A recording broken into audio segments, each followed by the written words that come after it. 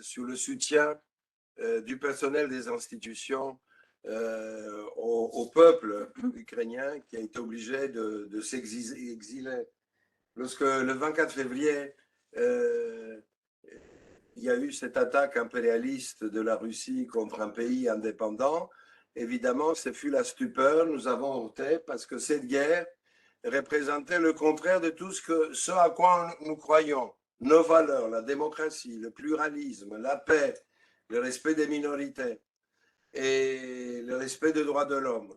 Donc cette action était vraiment quelque chose qui nous a ôté profondément. Et quand je dis nous, c'est nous les agents de la fonction publique européenne dont le métier est la construction européenne qui se revendique des valeurs qui fondent et légitiment notre action, qui sont donc qui ont été bafouées à l'occasion de cette guerre impérialiste.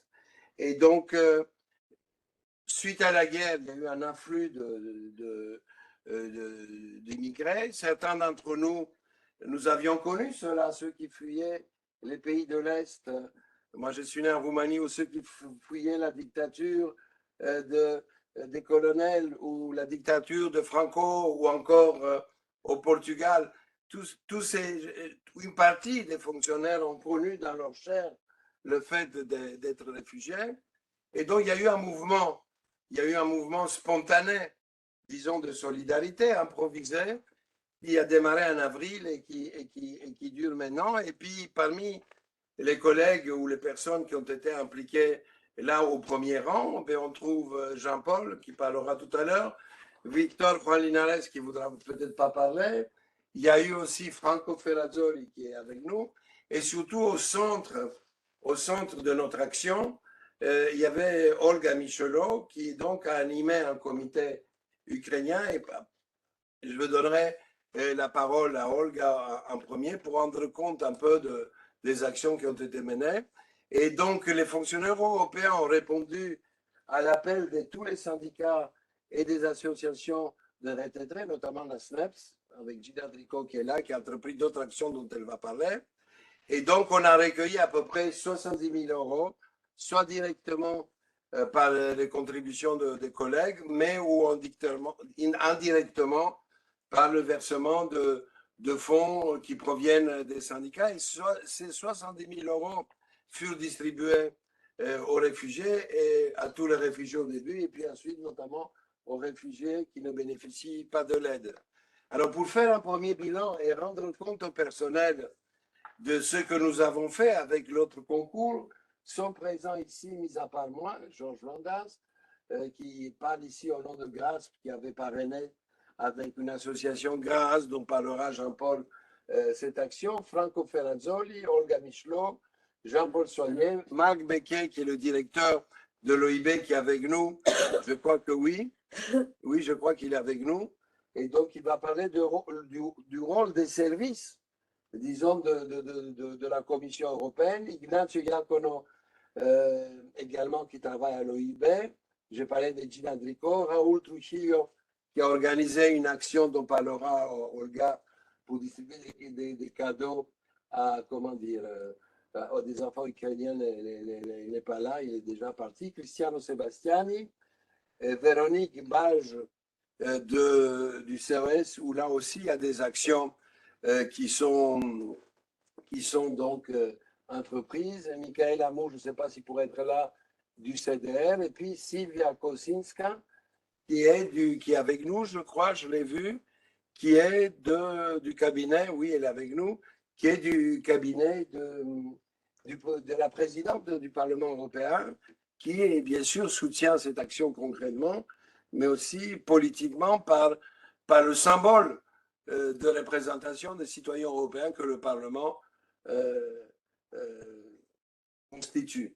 Alors, la parole d'abord à Olga Michelot pour un premier exposé, et puis ensuite nous allons donner la parole à Jean-Paul aussi pour expliquer des choses qui sont entreprises, qui sont nouvelles, et puis ensuite Marc Becquet, si Iacono veut exprimer quelque chose. Donc, Olga, on commence par toi.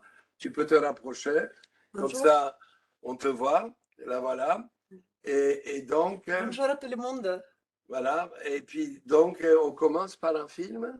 Oui, on va commencer par un film. Donc, c'est Jean-Paul qui va nous aider au fait de le projeter. Voilà. Et ensuite, je vais parler. Merci beaucoup.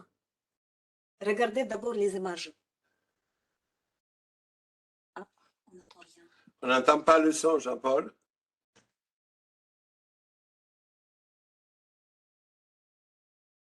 Là, il s'agit de l'entrepôt, si je peux me permettre. Là, il s'agit de l'entrepôt que nous avons créé. Donc, nous, on travaillons déjà, au fait, 9 mois dans cet entrepôt. Jean-Paul, au fait, il a le problème avec le son. Oui, il le sait. Il le sait, mais tu peux Voilà, il a les gens, en fait, qui arrivent. Donc là, en fait, ça, c'est les gardiens. Je veux dire, en fait, les hommes que vous voyez ici, c'est les gardiens. Donc, ils nous permettent, en fait, de travailler avec les foules parce qu'il y a beaucoup, beaucoup de gens, comme vous voyez, au fait, dans les rues, qui viennent. Donc, par jour, on a à peu près 300 personnes à 800 personnes qui viennent pour recevoir, en fait, à manger. Donc, ça, c'est tout ça. Ce que vous voyez, c'est les volontaires. Volontaires qui travaillent. Et là, le centre, faut-il dire, il est donné par la commune de Terbec. Je vais dire ça. Ouais. Donc là, vous voyez, vous faites les pommes de terre, vous faites les choux, les carottes, etc. Vous faites ça, tout ça, c'est vous financez avec vos dons. Donc c'est ce que les Ukrainiens reçoivent. Voilà. Donc regardez comment ils travaillent. En fait, il y a vraiment beaucoup, beaucoup de travail. Maintenant, il fait très froid dans l'entrepôt. Principalement, c'est les femmes et les enfants. Donc, il y a beaucoup de Belges en fait, qui viennent pour nous aider. En fait, il y a les gens des syndicats qui viennent nous aider aussi. Donc, nous, on trie ici. Dans cet entrepôt, en fait, il y a beaucoup des histoires personnelles. Les histoires personnelles, en fait, il y a une femme qui est blonde, qui vient d'Arpeigne, en fait, elle a perdu sa mère. Donc, c'est toujours les histoires très difficiles quand on parle. En fait, les gens viennent pour partager leur mal, leur désarroi, pour trouver le conseil. Donc, c'est pas seulement l'entrepôt pour donner à manger, pour habiller les gens, c'est aussi, en fait, comme un centre psychologique. Il y a beaucoup plus que le matériel. Vous voyez, en fait, les gens viennent, en fait, ils échangent. On parle les langues différentes. On partage par rapport, en fait, les démarches administratives, qu'est-ce qu'il faut faire. Et tout ça, en fait, ça fait le projet qui s'appelle Action Ukraine. Nous avons organisé tous ensemble. Il y a les personnes âgées qui viennent, qui ont besoin de leur réconfort. Nous parlons avec eux. Là, vous voyez, en fait, les volontaires qui travaillent chaque jour pour aider. Voilà. Donc ça, c'était le petit film. Et maintenant, je vais vous parler autrement. Je vais me présenter. Je suis ukrainienne et j'habite ici déjà depuis 22 ans. Quand 24 février est venu, tout est changé. Tout est changé pour moi, pour les Ukrainiens, pour les Européens, en fait, pour le monde. Et j'ai eu avant, en fait, le travail, les hobbies. Je savais, en fait, qu'est-ce que je vais faire, en fait, l'année prochaine, où je vais faire mes vacances. Mais le 24 février a changé tout. Et à la place de travailler tranquillement, je veux dire, en fait, dans l'air du temps, on a commencé à travailler tous en urgence. Et je me suis posé la question, pourquoi? Pourquoi les pays comme l'Ukraine, aussi paisibles, pourquoi ce pays est en guerre maintenant? Comment c'est possible le fait que l'autre pays l'ait agressé aussi brutalement? Pourquoi? Je me pose cette question depuis 2014. Je n'arrive pas à trouver les réponses. Je n'arrive pas à trouver les réponses pourquoi la Russie a rompu ses vœux qu'elle a fait, en fait, ces promesses qu'elle a données en fait, lors des conférences de Budapest. Elle a agressé brutalement l'Ukraine. Quand ça a commencé, il y a mon amie Olena qui gère avec moi ce centre. Elle est venue avec ses enfants, elle a 2 enfants, filles et garçons, et je suis marraine de ces filles. Et j'ai vu dans quel état psychologique elle reste. Elle n'était pas bien. Son mari, il est au front. Elle était inquiète chaque jour. Elle a regardé au fait les réseaux sociaux, qu'est-ce qui se passe, mais elle ne savait pas quoi faire et je voyais au fait son mal-être. Je réfléchis, mais qu'est-ce qu'on peut faire? C'était sûr qu'il fallait qu'on agisse. C'était sûr au fait qu'on ne peut pas rester dehors au fait et regarder au fait seulement qu'est-ce qui se passe. On a pensé que ce serait peut-être bien au fait de faire un entrepôt, autre chose. On ne savait pas trop. Et là, c'était un jour, je suis venue dans un café italien. Donc, on a bu un café et j'ai rencontré une personne. C'était Franco. Il me dit, Olga, tu sais, au fait, moi, je fais une action qui s'appelle fromage, action de fromage parmigiano.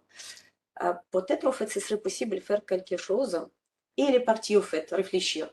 Donc, de mon côté, au fait, on a réfléchi aussi avec Alona, au fait, qu'est-ce qu'on peut faire. Et ensuite, Franco, il est revenu. Et il a dit, au fait, il a Victor, il a Georges. Il m'a parlé de personnes formidables. Il a dit, au fait, tu sais, au fait, il a beaucoup de gens qui veulent aider. Et ici, il a aussi Gina. Il a vraiment beaucoup de personnes qui veulent aider. Et donc, ça commençait, au fait, à dessiner, en fait, cette association de l'aide aux Ukrainiens.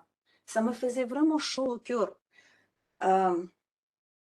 Et je suis vraiment très reconnaissante par rapport au fait ce que vous faites par votre action. Parce que grâce à notre collectif effort que nous avons fait ensemble, nous avons reçu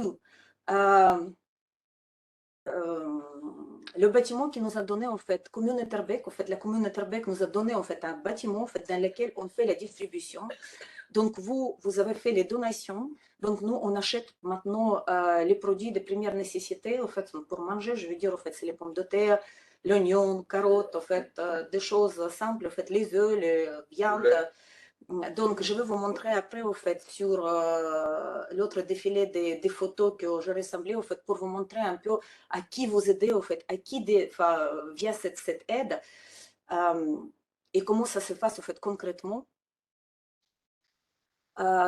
Ce que je peux vous dire, au fait, on a fait les calculs et vous avez aidé à peu près 8 000 personnes. 32% de ces 8 000 personnes, c'est les enfants. Et donc, c'est pour cette raison, en fait, de la part des réfugiés ukrainiens, je voudrais vous dire merci.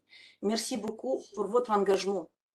Merci beaucoup que vous n'avez pas réfléchi 2 fois, mais vous avez pris, au fait, je veux dire, au fait, la chemise et vous la mouillez, au fait, et vous faites action vis-à-vis d'Ukraine. Merci beaucoup à vous. Donc là, maintenant, je voudrais défiler, au fait, assez rapidement, peut-être, au fait, pour montrer, merci beaucoup, pour montrer qui bénéficie de votre aide. C'est, par exemple, fait l'action vers les mères et tout petits. Donc, les photos comme ça, j'ai vraiment beaucoup, centaines, je dirais, quand les femmes viennent, en fait, pour récupérer les pampers pour les enfants. Donc, je vais vous dire, au fait, qu'il n'a pas seulement les enfants, mais il a aussi, en fait, les personnes âgées, en fait, qui ont des problèmes, ils ont besoin aussi des pampers. Donc, ça, il a aussi cette problématique. Après, au fait, il a les femmes qui sont, enfin, les femmes enceintes qui récupèrent aussi les petits cadeaux, au fait, pour quand ils vont avoir l'enfant ou ils vont le loger. Donc, ils viennent, en fait, ils demandent est-ce que vous pouvez nous ressembler parce que, par exemple, en janvier, on va avoir un enfant, donc nous, on prépare les produits, en fait, pour un enfant. Parce que assez souvent, maman, en fait, dans ces conditions, elle ne peut pas allaiter. Donc, on prépare aussi pour allaitement, en fait, si besoin. Donc, on prépare aussi, en fait, vous voyez, en fait, sur la photo, les choses, en fait, de première nécessité pour le bébé. On y va plus loin. On y va plus loin, Jean-Paul. Voilà. Donc là, je voudrais vous montrer, au fait, 2 photos. C'est le nouveau-né. Donc, c'était la photo du mois de novembre. Et là, c'est l'autre photo avec le sapin, c'est le mois de décembre, c'est le nouveau-né. Donc, c'est à peu près 70 naissances qu'on a eues ici en sol belge. Donc, c'est les enfants ukrainiens. Et donc, on les aide aussi. Donc, si on peut récupérer, par exemple, avec les petites poussettes ou les landaux, etc., donc là, on prépare et on donne à cette famille-là. On continue. On continue, voilà. Donc, mais notre action, il ne se limite pas seulement en Belgique. Donc, on aide aussi les enfants ukrainiens. Par exemple, là, en fait, vous voyez les photos, on a rassemblé les vêtements chauds et on a envoyé en Ukraine. En fait, les enfants étaient ravis. Tu vois? Vous voyez un peu, c'est pas grand-chose, je dirais, au fait. Ce qu'on fait, moi, je dis au fait que chaque goutte, ça fait l'océan. Et donc, ce que nous, on crée ici, c'est cet océan de l'aide, au fait, qui a un cœur énorme. On continue. Voilà. Donc ça, par exemple, vous voyez, au fait, beaucoup de paquets qui sont arrivés là-bas. Donc ça, c'est à Kharkiv, Kharkiv libéré. Donc, ils ont reçu les paquets. Oui, pardon. Ils ont reçu les paquets, donc ils vont distribuer après, au fait, dans au Finlande, en fait, enfin, les gens qui ont besoin. Ça, c'est aussi, au fait, les personnes des territoires qui étaient occupés. Tout simplement, les gens normaux qui reçoivent notre aide, les citoyens normaux qui ont besoin de plus de loi. Et donc là, au fait, ça, c'est l'histoire, comment ça a commencé. Vous voyez, au fait, Alona, donc elle n'est pas présente aujourd'hui parce qu'elle elle est restée, au fait, travailler à l'entrepôt parce que maintenant, il y a beaucoup de gens qui viennent à l'entrepôt. Et président des CPS, au fait, il est au centre, Arnaud, donc, Karim, c'est Echeva et enfin, Franco. Et après, vous voyez, au fait, quand on a fait l'ouverture, vous voyez aussi, au fait, Monsieur Wolf, qui est bourgmestre, la bourgmestre d'Etterbeek. Vous voyez aussi Georges, Franco, tu vois. C'est comme ça que c'est commencé. Voilà, ça, c'est les personnes que vous reconnaissez tous. Pardon.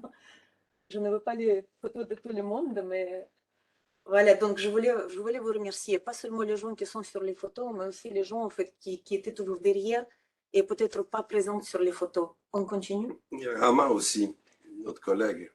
Ouais. Et donc là, on a fait, cette action s'appelle Action Ukraine. Et donc nous, on a mis en fait les petites affiches en fait, pour que les gens, quand ils rentrent, ils savent qui fait ça, qui donne l'aide. Je vois Redé You for You là-bas, est-ce que je lis bien? Ouais. Et ça, vous voyez par exemple le fait que ce que vous achetez en fait avec les dons, donc c'est les œufs, enfin les légumes, les fruits et la viande.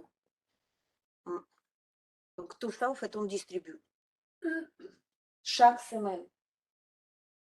Et je peux vous dire au fait qu'il y a vraiment beaucoup de gens qui ont passé au fait par nous. Donc c'est 8 000 personnes, à peu près 8 000 personnes, et 32% parmi eux c'est les enfants.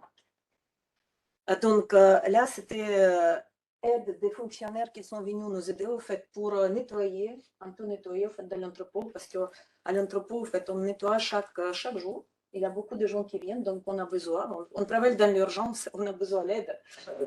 On continue. Voilà. Et ça, c'est l'équipe, en fait, l'équipe des Ukrainiens, en fait, qui tout le temps, enfin, qui, à la façon quotidienne, est présente au centre. Donc là, vous voyez, en fait, avec les véhicules, ça, c'est l'envoi des Pampers, en fait, qui est parti pour les maisons. C'est aussi pour les enfants, c'est les courses qu'on a envoyées pour les enfants. Voilà. Et là, vous voyez, en fait, quand l'aide arrive, donc les Ukrainiens aussi, ils chargent, déchargent, en fait. Et vous voyez, en fait, c'est plutôt les femmes et les enfants, en fait. On n'a pas beaucoup de hommes. Voilà. Donc, ce que je vais vous dire, en fait, et c'est très important, nous, on travaille maintenant dans l'urgence. On travaille dans l'urgence parce que les gens, ils arrivent, il y a plus en plus de gens. Pourquoi il y a plus en plus de gens? Parce que, justement, en fait, en Ukraine, c'est froid. C'est froid parce que la Fédération de Russie bombarde les structures en fait, qui donnent l'électricité, l'eau, qui chaleur chaud, qui donne chaud en fait, chauffage, qui donne le chauffage. Voilà, donc il fait très froid. Parfois dans les maisons ça fait 6 degrés en fait, c'est pas très chaud en fait quand on reste toujours en fait dans les maisons. Et parfois, il n'a pas de connexion. Donc, c'est très difficile. C'est pour cette raison, plutôt les mères et les enfants qui arrivent ici, au fait, qui restaient jusque-là pour soutenir leur mari, mais maintenant, en fait, ils décident de partir au moins jusqu'au mois de mars pour ne pas avoir froid, pour ne pas être malade. Parce qu'au fait, les enfants, c'est très, très vite malade et ça peut tourner mal. Voilà, donc je voulais vous remercier encore, en fait, parce que vous, Et nous, on travaille dans l'urgence. Et je vous demande de ne pas oublier ça. Ce n'est pas les gens qui viennent ici pour faire les vacances, etc. C'est les gens qui veulent retourner à la maison et qui ont besoin des aides. Ce qui est important que je voulais dire aussi, c'est qu'on n'aide pas à tout le monde. On aide seulement les gens qui sont dans l'urgence et dans le besoin. Ça, c'est les gens qui sont arrivés et qui ont en attente que les papiers administratifs, en fait, ça fait le chemin. Et donc là, il faut à peu près 2-3 mois quand ils commencent à percevoir l'argent. Dès qu'ils commencent à percevoir l'argent, ils viennent plus au fait dans le centre parce qu'on le dit. Donc, on peut vous aider seulement si vous êtes dans les besoins, au fait, et vous n'avez pas encore les papiers. Si vous recevez les aides, au fait, maintenant, c'est l'État qui peut vous aider, et ça, c'est limite de notre aide. Voilà. Donc, encore, merci beaucoup de tout mon cœur, au fait, pour ce que vous faites, pour votre action. Et merci aussi à toi, Olga, parce que grâce à ton action, tu nous permets de faire quelque chose de bien, et faire quelque chose de bien, c'est quelque chose qui remplit chacun qui le fait, parce qu'il se sent utile, solidaire avec les autres, et c'est une chance de pouvoir aider lorsqu'on sent qu'il y a le besoin. Alors, mis à part cette aide en termes de nourriture qui a été financée par les milliers de collègues qui ont répondu à l'appel intersyndical, il y a aussi une action de l'institution. Marguerite Becquet va prendre la parole, mais aussi quelque chose qui a été complété, et je demanderai la parole à Jean-Paul Soyer, qui depuis le début est aussi au cœur de cette action, même si c'est de façon plus discrète, comme toujours. Alors Jean-Paul, la parole est à toi, tu peux nous expliquer ce que nous avons fait dans un second temps. Parfaitement. Alors, je vais vous montrer une seule slide. Alors, nous avons créé l'action Ukraine en urgence dans l'émotion de l'attaque russe. Des réfugiés arrivaient soudainement, le plus souvent sans perspective d'hébergement ou de support. Alors, il faut reconnaître que l'État belge a réagi très vite et a commencé à organiser l'accueil. Cependant, il fallait mettre en place une aide d'urgence temporaire pour les besoins vitaux. Très vite, il a fallu faire face aux formalités et aux exigences de gestion nécessaires pour faire tourner cette initiative. Très important, ceci a été fait bénévolement sans qu'un seul euro soit détourné vers des overheads. Donc tout l'argent recueilli a été distribué sous forme de nourriture ou d'aide selon des besoins vitaux. Alors, la commune d'Etterbeek a fourni un local. L'OIB a fourni du matériel de réfrigération et des étagères. Vous, fonctionnaires et agents, vous avez donné des subsides en argent et des dons en nature. Nous avons aussi bénéficié de dons institutionnels, comme récemment des dons faits par l'entreprise de conseil Deloitte. Une association de retraités a mis en place des cours de langue. Cependant, la guerre va durer. La politique russe de destruction des infrastructures va entretenir le flot de réfugiés et notre initiative temporaire va hélas se pérenniser. Inévitablement, les dons du personnel ne suffiront pas. C'est pourquoi nous avons conclu un premier accord avec la Banque alimentaire du Brabant qui nous permet d'accéder à des stocks que nous enlevons semaine après semaine.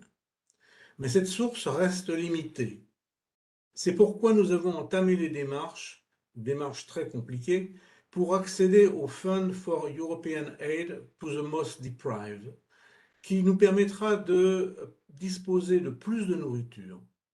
Cette aide suppose cependant des procédures de gestion assez lourdes, et il va falloir qu'on s'équipe, toujours de manière bénévole, pour mettre en place ces procédures. Aujourd'hui, c'est le 300e jour du conflit. Nous allons continuer parce que tout simplement, nous ne pouvons pas décemment nous arrêter. Nous ne pouvons pas nous arrêter d'aider les réfugiés ukrainiens. Je vous remercie. Merci Jean-Paul. Et effectivement, tous ces accords avec la Banque alimentaire ont été faits au nom d'une association qui soutient les actions européennes citoyennes, qui s'appelle GRAAS, si ma prononciation est correcte. Alors maintenant, je me tourne vers Marc Becquet. Et même si nous allons effectivement, Jean-Paul, bénéficier des banques, peut-être qu'à un moment donné, tu pourrais exposer aussi à nouveau le compte sur lequel les gens peuvent continuer à contribuer. Donc voilà Marc Becquet, fonctionnaire européen et directeur de l'OIB. La parole est à toi, Marc, pour décrire un peu tout ce que tu as fait au-delà des réfrigérateurs. Merci Georges, mais avant de parler de notre modeste contribution, je voulais quand même saluer l'effort presque héroïque de ce petit groupe, et en particulier d'Olga.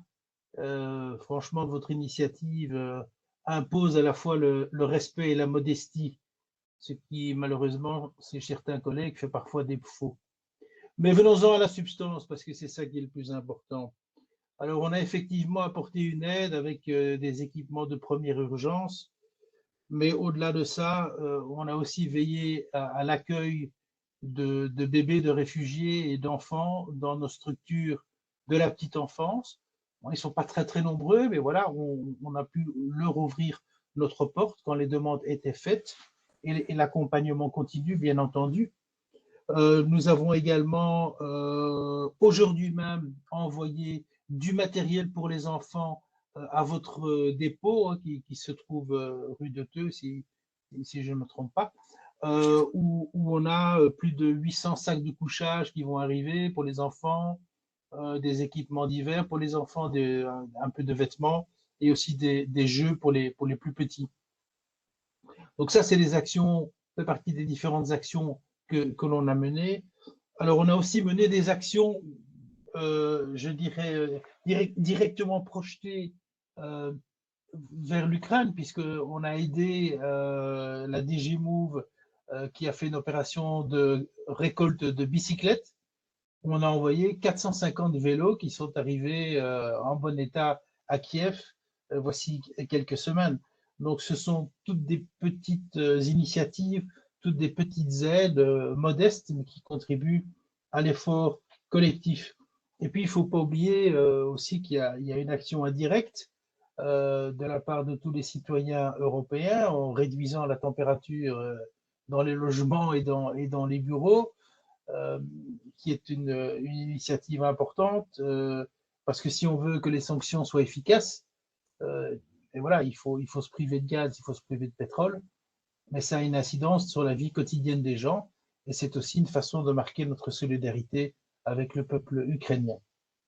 Si nous pouvons encore aider les réfugiés primo-arrivants et l'association qui nous a été présentée, nous le ferons évidemment bien volontiers dans la limite de nos possibilités, mais n'hésitez pas à nous contacter, que ce soit au niveau de mes collègues au sein de l'OIB, voire de moi-même. On est évidemment là pour être solidaires et participer à ce mouvement de fraternité. Voilà, je vais en rester là, Georges, mais je reste bien sûr. Merci Marc pour ces paroles émouvantes et solidaires. Alors, je voudrais donner la parole maintenant à Sylvia Kosinska, qui nous vient du Parlement européen.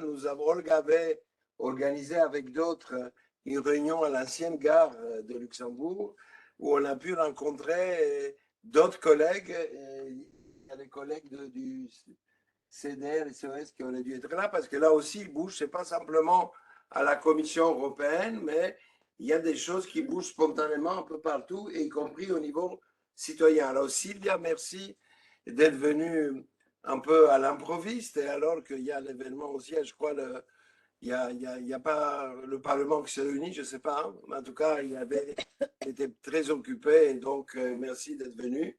La parole est à toi. Bonjour à tous, c'est vraiment le plaisir d'être avec vous. C'est vraiment très touchant entendre qu'il y a assez beaucoup d'initiatives pour soutenir les Ukrainiens. À notre côté, bah, je suis sûre que vous savez très bien, la présidente, elle est très engagée au niveau de soutenir l'Ukraine. Au niveau politique, humanitaire, financier, militaire, on fait beaucoup de législation, mais aussi de décisions. On prend la décision dans cette manière. Mais de l'autre côté, on a des initiatives assez pratiques. Comme vous savez, on a laissé notre bâtiment qui s'appelle Station Europe, qui est en face des places du Luxembourg. On a laissé ce bâtiment pour encore 6 mois au Ukrainian Civil Society Hub. Ils prennent vraiment beaucoup d'initiatives pour soutenir les femmes, les enfants ukrainiens, mais aussi pour montrer à nous, à gens qui travaillent aux institutions, la culture ukrainienne, la cuisine ukrainienne. Alors, c'est un petit peu, c'est vraiment intéressant, je pense, parce que ça aide à nous aussi savoir connaître les gens, les Ukrainiens un petit peu mieux, aussi sa culture, que c'est, je pense, vraiment important.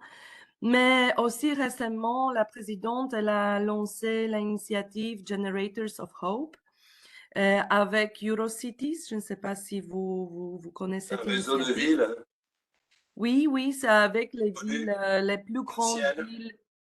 Oui, les plus grandes villes de l'Union européenne, pas seulement, mais bon, on focalise sur l'Union européenne. Elle a lancé ce projet, et c'est-à-dire que les villes, les communautés, elles cherchent des générateurs, des transformateurs. Et s'ils ont, de temps en temps, ils font la collection d'argent pour acheter. Mais s'ils ont, par exemple, j'avais une histoire d'un hôtel. Et monsieur, j'ai rencontré, c'était le chef, le CEO d'un hôtel quelque part. Il m'a dit, ah, c'est vraiment une chouette initiative. On a changé récemment notre générateur. Il marche. Et comme ça, nous pouvons donner ça aux Ukrainiens. Et on travaille avec des EU Civil Protection Mechanisms, c'est-à-dire dans chaque pays membre, il y a une institution qui peut qui peut nous aider à transporter les générateurs à Ukraine, et ça prend les coûts des villes pour l'administration centrale.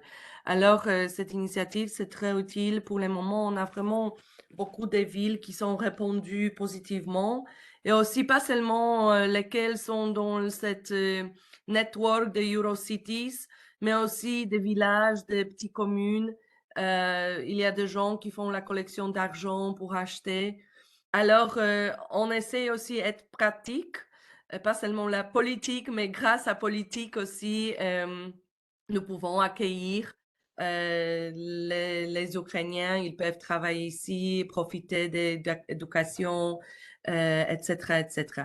Alors, c'est une combinaison, mais vraiment un grand merci pour l'invitation et pour votre effort. C'est incroyable que vous faites. Merci. Merci Sylvia. Tes propos me rappellent le fait que cette conférence aujourd'hui était axée sur les initiatives bottom-up citoyennes qui sont appuyées évidemment par les institutions, favorisées par les institutions, comme Marc Becquet vient de nous le rappeler. Mais c'est aussi, évidemment, on ne dit rien sur les actions importantes que la Commission européenne, avec des moyens financiers beaucoup plus importants, fournissent à l'Ukraine. Et donc, nous devons le dire, parce que d'abord, c'est vrai, mais, et que c'est plus important, mais bon, nous, on agit à notre modeste niveau.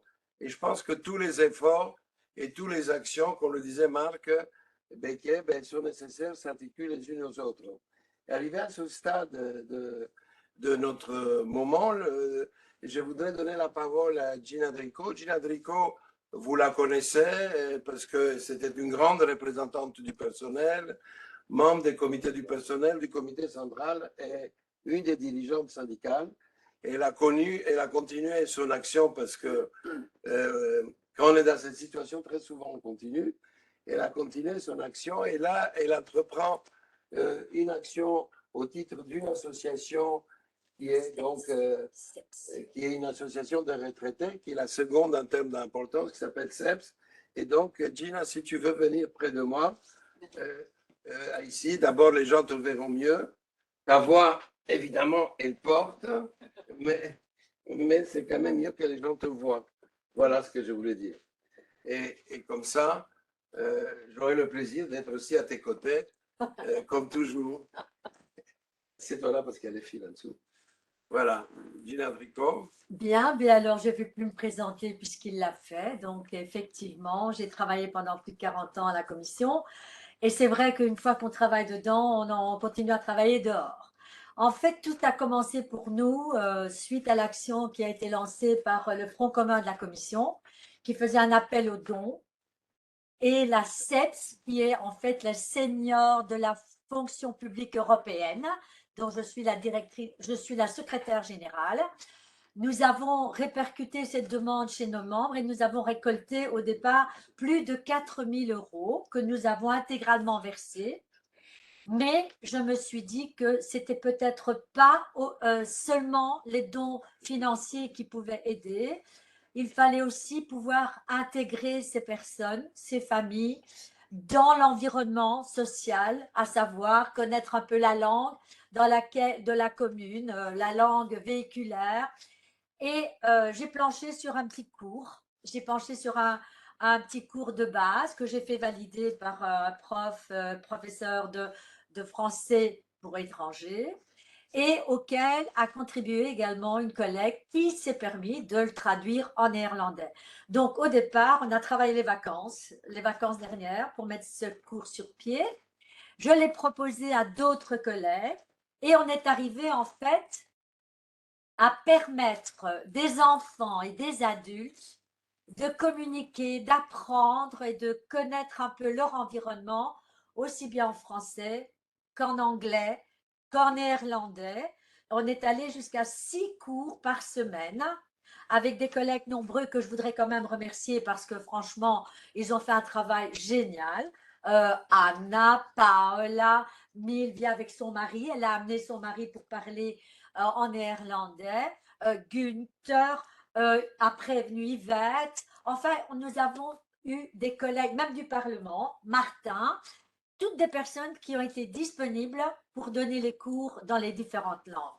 Il y a toujours eu une demande, il y a encore maintenant des demandes. C'est clair qu'en principe, on s'était mis un timing pour voir un peu comment on allait faire et continuer ces cours, parce que les enfants, certains enfants ont été intégrés depuis dans les écoles belges, mais je peux vous dire qu'il y a encore une forte demande pour des tables de conversation, notamment en anglais, et le français est encore demandé. Donc moi, à la limite, maintenant, j'ai fait un appel. S'il y a des gens qui pensent pouvoir donner encore des cours ou peut-être parler avec ces personnes pour essayer de les améliorer dans la langue véhiculaire du pays, ah ben voilà, pourquoi pas s'adresser à nous et on fera le nécessaire. Voilà, c'est ce que je voulais dire. Je pense que j'ai tout dit. Je te remercie. Voilà. Et la lutte continue, peut-être. La lutte continue, oui. Peut-être que Franco pourra dire un mot d'abord sur son engagement, parce qu'il était à l'initiative de ça, mais surtout aussi par le lien et que tu as pu constituer autour de toi avec les gens que nous connaissons, et puis de rendre compte aussi de l'action des cadeaux là, qui a eu lieu au Montoyer. Montoyer est un bâtiment que Marc Becquet a mis à notre disposition, il n'a pas dit, mais bon, bref, qui a été à disposition. Et donc, il y a un collègue syndicaliste, si tu veux, qui a offert quelque chose dont tu pourras parler. Oui, merci beaucoup, Georges. Cette action, je suis Franco Ferrazzoli, je suis retraité, senior actif, je représente RD. Et avec Olga, comme je viens de le dire, on s'est rencontrés. Il n'a pas dit qu'il pleurait. Il y avait 5 personnes qui pleuraient. Alors moi, que je viens d'Italie, dans une région, Monte Cassino, où était détruite par la guerre. Moi, je n'ai pas connu la guerre, mais mes soeurs et mes parents, ils l'ont connu. J'étais fort touché. J'ai dit à Olga, ne t'en fais pas, on va trouver une solution. Et la solution, ce n'était pas facile. On a rencontré le président du CPS de Terbeek, et il n'était pas chaud, il voulait nous donner un garage de 20 mètres de garage.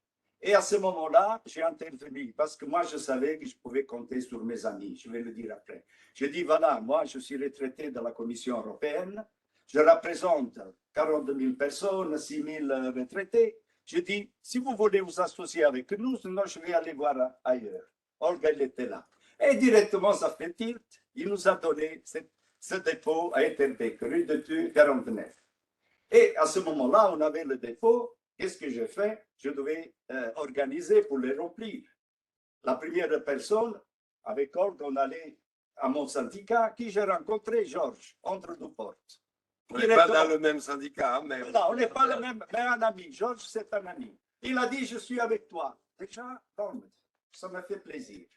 Et après, qu'est-ce qu'il fallait faire? On a un dépôt. Il faut la logistique. J'ai pensé à mon ami, Marc Becquet, qu'on avait travaillé dans le temps ensemble. Je lui ai téléphoné directement, la logistique, elle était là. Et les étagères, il a fait rapporter des étagères, des frigos, des congélateurs. Et le plus fort, chers collègues, c'était que tous vos dons que vous laissez à l'entrée des bâtiments, à côté de l'entrée où il y a le courrier, pour les personnes, tous les dons que vous laissez sur place, ces dons ils sont récoltés par la navette du courrier central et qui vont la conduire rue de Thu. Chaque jour, ils font le ramassage et ils font un grand travail. Et c'est un travail en plus pour ces collègues qu'il faut vraiment les remercier. Alors ça, c'était sur la logistique. Après, comme Jean-Paul il a dit, et on a dû ouvrir un compte en banque. Après, on a rencontré la banque alimentaire. Ce n'était pas facile. Parce que qu'est-ce qu'ils ont dit? Mais vous représentez la Commission européenne, vous avez des bons salaires et tout. Et qu'est-ce qu'on a dit? Oui, mais la crise, c'est pour tout le monde.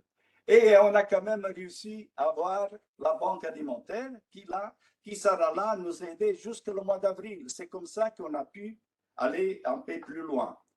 Et autre chose, chers collègues, si vous avez vu toute cette nourriture, au début, on a eu quand même par semaine 2000 personnes. C'était vraiment avoir toutes ces personnes. On a eu un budget de 50 centimes en euros par personne par semaine. Ça, il faut le dire.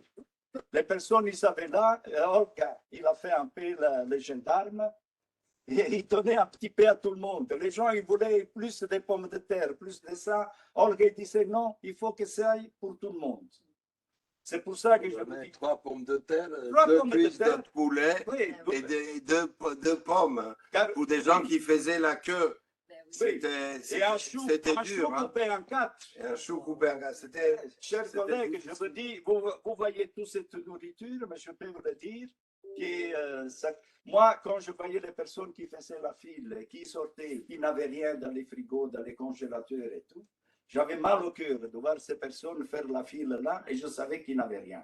Mais les choses se sont améliorées. On a eu même, je dois quand même le dire, que l'association des secrétaires de la DG FISMA, ils nous ont bien aidés aussi, et je ne peux pas le dire. Mais voilà, cette organisation, s'il fonctionne, c'est grâce à vous.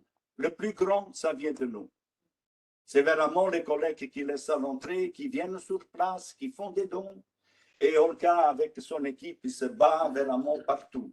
Et il fait très attention à les dépenses. Vraiment, nous, on dépense vraiment les justes. Si une semaine, il reste quelque chose, on achète moins. C'est vraiment bien géré. Je vous dis, je vous remercie vraiment beaucoup à tout le monde. Vraiment que ces pauvres gens, ils sont quelque chose parce que c'était vraiment désastreux le premier jour. J'ai vu quelqu'un qui est venu, il a dit, moi, j'étais très bien chez moi. J'avais une hacienda. Je faisais les légumes, je faisais tout moi-même. Je fournissais les restaurants. Il dit, maintenant, je suis ici à faire la file pour avoir une cuisse de poulet et des vêtements. Il dit, je dû m'enfuir avec ma famille. Je n'ai rien. J'ai dû venir prendre les vêtements ici.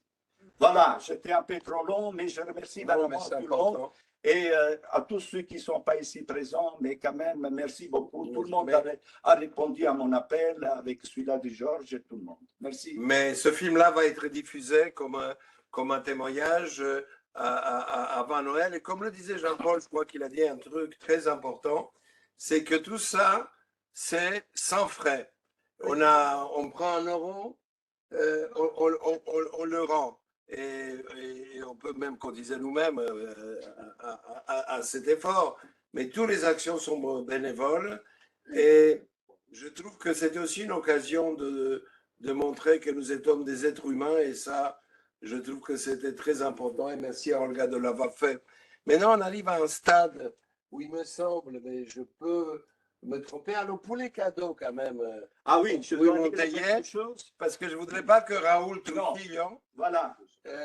qui est membre de la TAO, Merci, Georges. Merci. Oui, mais il faut être Merci, parce que solidaire. la TAO, il a fait la récolte des jouets pour Noël et il avait quand même 2 grands bureaux remplis. Je dis, Raoul, s'il te plaît, on a les petits-enfants. Il a dit tout de suite, Franco, et ça m'a fait plaisir d'aider cette action. Et d'ailleurs, son syndicat, il a aussi contribué À l'appel, oui. Mais quand même, les enfants, ils ont eu leur cadeau et ils sont venus avec 3 camionnettes les chercher. Vraiment, il y avait quand même à Saint-Nicolas, le 17, il y avait des centaines et des centaines d'enfants.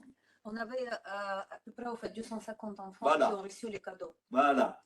Merci à tous ceux qui sont donnés les jouets. Vous savez qu'ils sont dans de bonnes mains. Voilà, merci encore à vous.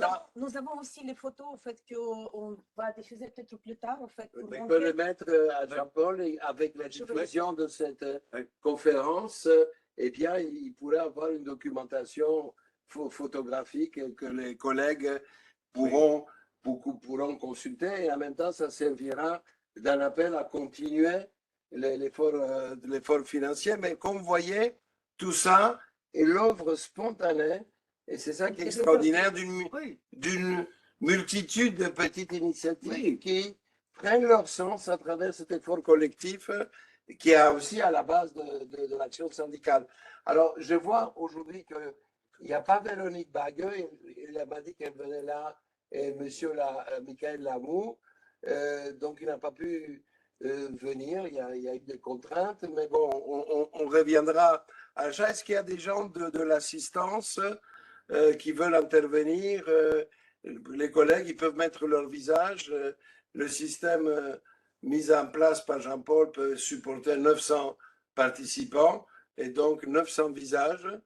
Donc, vous pouvez vous présenter. Si vous avez une question ou une réaction, c'est possible. La parole est à vous. Victor, tu veux dire quelque chose? Non, merci. Victor, c'est un grand timide, il ne veut rien dire. C'était un grand aide, Victor, Georges. Oui, je sais que c'est un grand aide. Oui. Même pendant les vacances. Collègues, vous pouvez vous présenter parce que votre nom a disparu.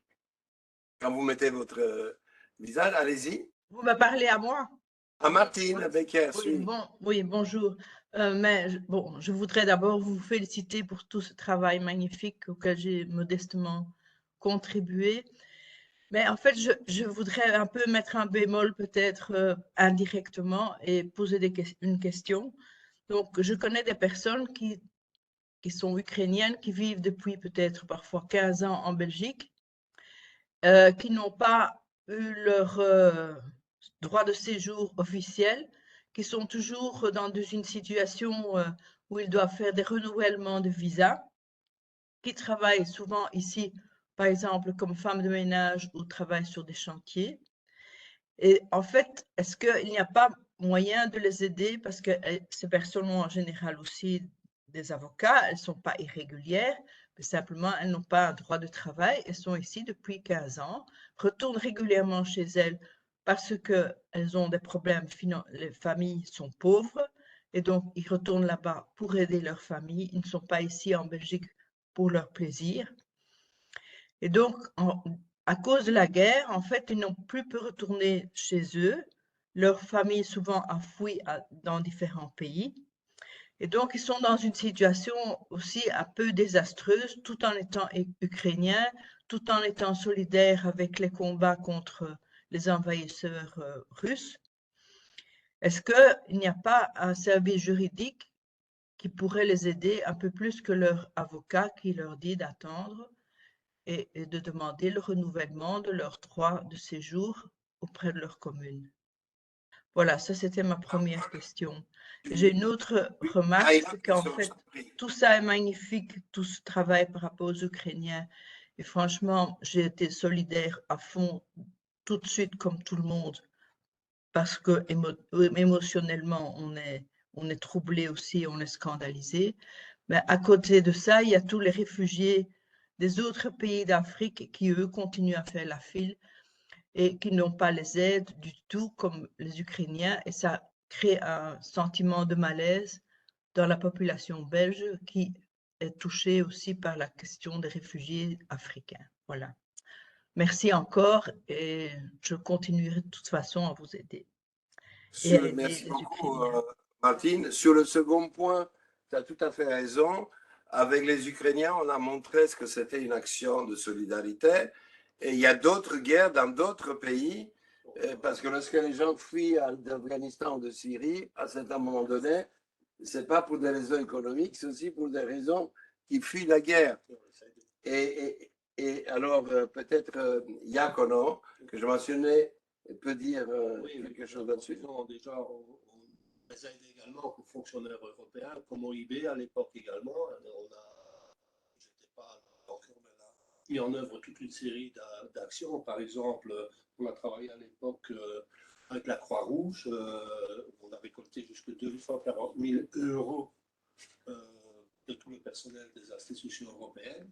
On a pu monter un camp en Grèce pour les réfugiés syriens. Donc, on fait des actions, c'est une tradition dans le personnel. Oui. Et c'est une tradition également à l'OIB pour donner un coup de main dans ce cas-là. Et on a acheminé jusqu'à 11 tonnes de denrées alimentaires non périssables et de vêtements sur place, parce qu'on n'était pas ici en Belgique, mais ils étaient en Grèce. Donc avec le bureau de représentation Bruxelles, je rappelle Jamar, et les collègues de la représentation. Jimmy Jamar, qui était le chef du bureau. Cela, avec l'OIB qui avait ramassé dans son personnel à l'époque 21 800 euros, qui les a versés directement, et la vice-présidente qui avait mis à l'époque 100 000 euros. Donc c'était quelque chose comme 380 000 euros qu'on a réussi à récolter. Et il y a le Schumann Trophy, peut-être. Le Schumann Trophy qui avait donné avec... Tu peux expliquer ce que c'est en deux mots?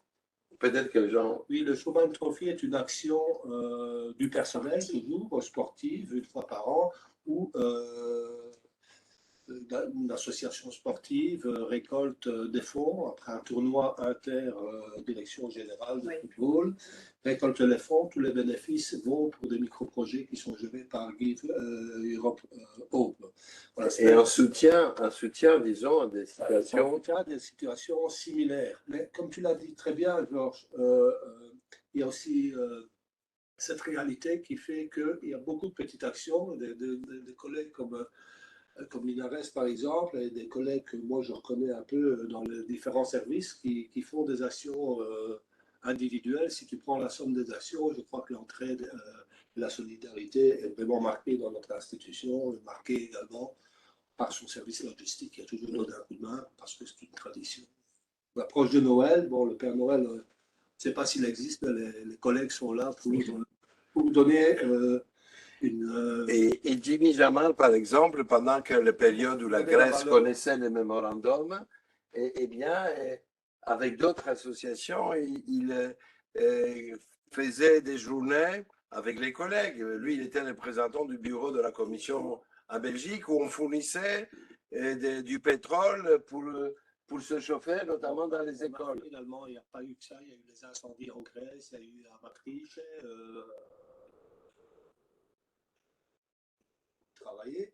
Mais je voulais parler aussi, on ne parle pas assez beaucoup, et madame,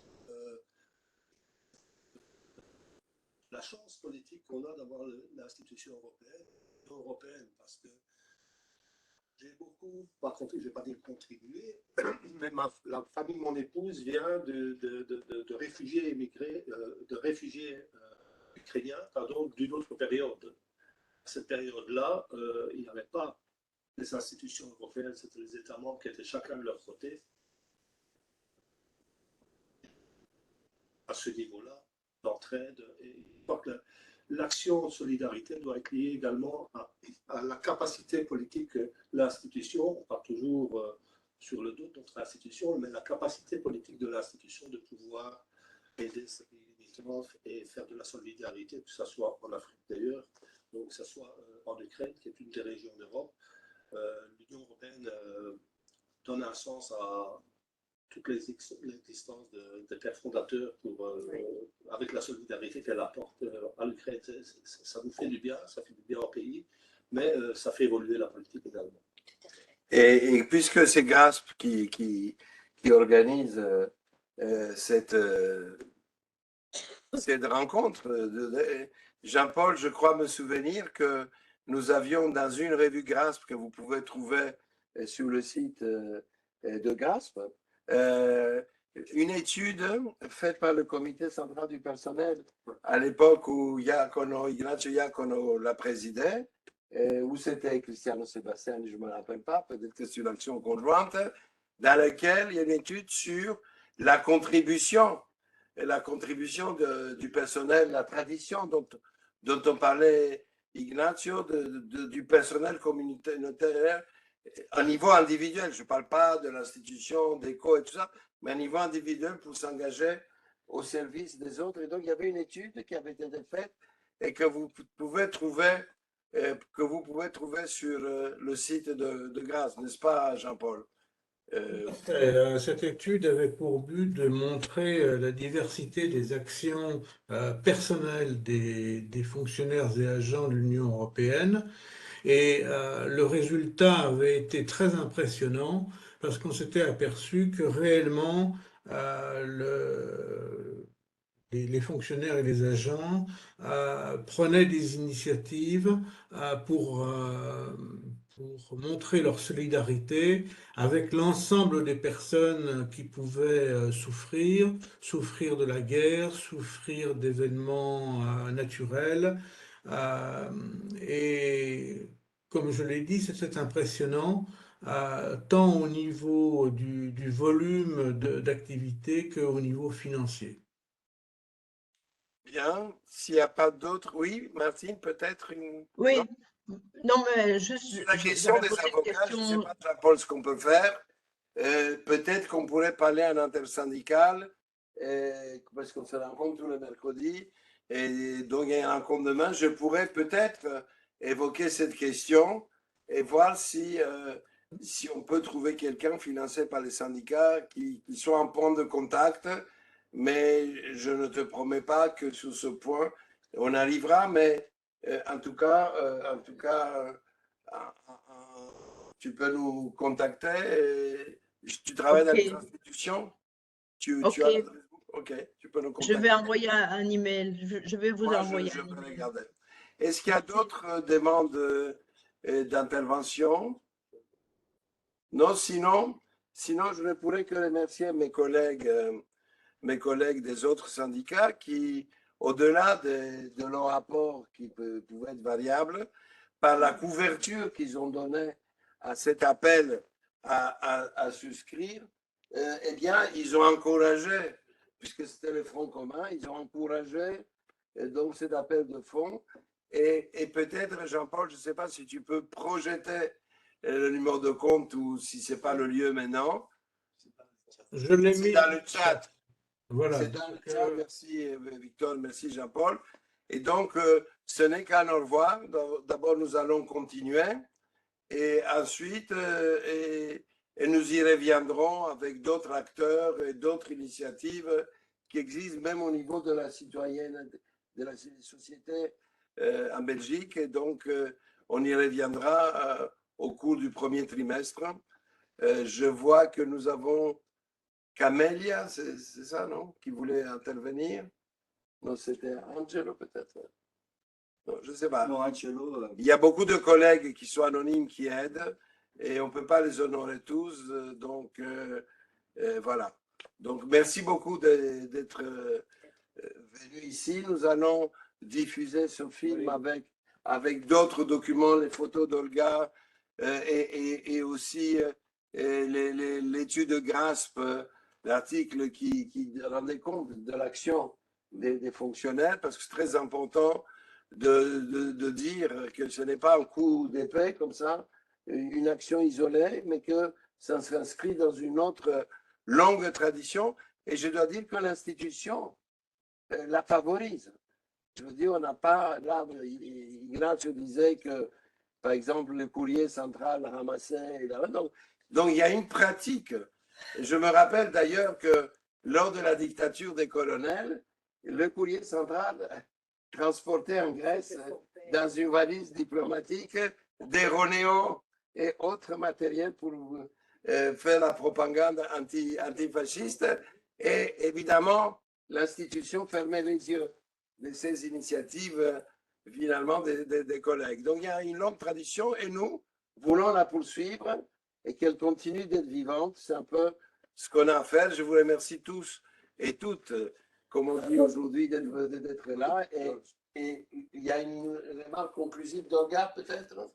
D'abord une, tu as parlé d'Angelo, c'est mon fils, il a fait tous les projets de communication. Oui. Comme ça, on doit lui dire merci aussi, même si lui, il va rester anonyme. Voilà, je passe la parole à Olga. Je voulais dire encore merci beaucoup pour votre aide et votre grand cœur. Donc, la dernière parole, ce que je veux dire, c'est que si elle a aussi grand cœur et tellement beaucoup de personnes qui veulent l'aider, ça signifie que la vie, en fait, est la peine d'être vécue. Donc, c'est pour cette raison, en fait, sur ces paroles, je vais m'arrêter. Et on va continuer. On ne sait pas quand la guerre va arrêter. Nous, on a pensé ouvrir, en fait, cet entrepôt pour 2-3 mois. Et là, maintenant, c'est déjà 9 mois qu'on travaille en arrache-pied. On va discuter avec la commission si elle peut mettre un autre entrepôt, mais ça, on va le faire en bilatéral. Okay. Oui, Georges, je voudrais faire un appel pour les personnes qui seraient disposées à donner des cours de langue. Il nous manque beaucoup parce qu'il y a beaucoup de personnes. Si vous avez des volontaires, vous êtes bienvenus et vous pouvez contacter Jean-Paul. Au moins. Ou Gina. Comme Ouais, on travaille en équipe. Voilà, on travaille en équipe. Ouais. Merci beaucoup. Merci et au revoir. Merci. Merci à tous. Bon après-midi. Il y a une autre conférence.